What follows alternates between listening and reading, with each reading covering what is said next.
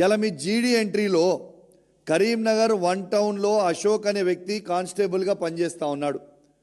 కానిస్టేబుల్గా అశోక్ అనే వ్యక్తి పనిచేస్తూ ఉంటే ఇలా కరీంనగర్ 1 టౌన్లో మీ జీడీ ఎంట్రీలో మీరు ఏం రాస్తూ ఉన్నారు? కరీంనగర్ ఉన్నట్టు రాస్తున్నారా, హైదరాబాద్ ఉన్నట్టు రాస్తూ ఉన్నారా? ఆ జీడీ ఎంట్రీలో బ్లాంక్ పెట్టి, అవి కూడా నేను తీసుకున్నా ఆల్రెడీ, వాళ్ళు ఏమి ఇస్తారో చూస్తా, ఇచ్చిన తర్వాత రిలీజ్ చేస్తా. అవి కూడా వాళ్ళు బ్లాంక్గా ఆడ పెట్టి ఇలా అశోక్ అనేటని ఇక్కడ పనిచేస్తాడు. అనిల్ అనే ఏఆర్ కానిస్టేబుల్ కరీంనగర్లో చూపించుకుంటూ హైదరాబాద్లో పనిచేస్తుండు. అసలు ఒక సివిల్ కానిస్టేబుల్ని ఒక ఇన్నోవా డ్రైవర్గా పంపొచ్చా? దీని చట్టం పరిమితంలో ఉన్నదా? ఇది is it not misuse of power?